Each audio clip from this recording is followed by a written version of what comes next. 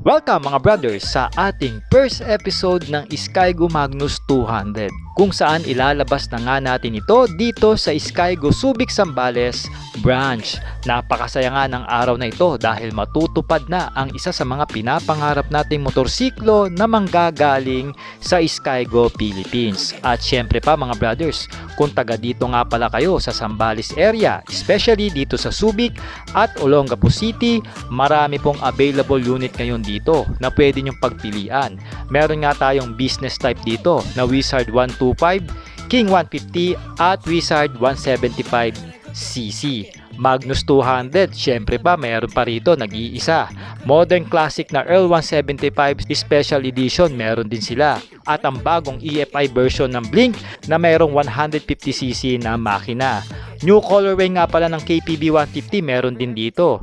At Spear 180 ang Hyper Underbone ng Monarch. At marami pang iba na pwede nyong pagpilian. Kaya naman mga brad, bumisita na kayo dito kung gusto nyo pong mag-avail. Dahil zero down payment at straight monthly ang iba nilang motorsiklo. O maaari rin kayo mag-PM sa ating Facebook page kung gusto nyo pong mag-avail online.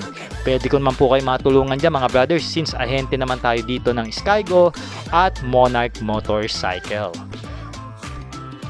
Heto na nga, dumating na ang ating unit na Magnus 200. Mabilisan nga itong binaba ng mga staff ng Skygo at sineta for activation.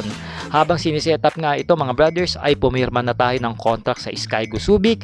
At ang maganda pa nga pala dito mga brothers, once na naglabas kayo ng motorsiklo na Skygo o Monarch ay matik meron na kagad itong ORCR. At maghihintay na lang kayo na mailipat sa inyong pangalan na magbibigay sa inyo ng peace of mind kung sakaling iuwi nyo yung motorsiklo o kahit isabak nyo pa yan agad sa isang mahabang biyahe. At ano kayang magandang ipangalan dito mga brothers? I-comment nyo naman sa comment sections. Once again, maraming salamat sa Panginoong Diyos para sa blessing na ito. Maraming salamat din Skygo Motorcycle Philippines na nagbigay sa atin ng tiwala para i-promote ang kanilang bagong Magnus 200 na cruiser bike.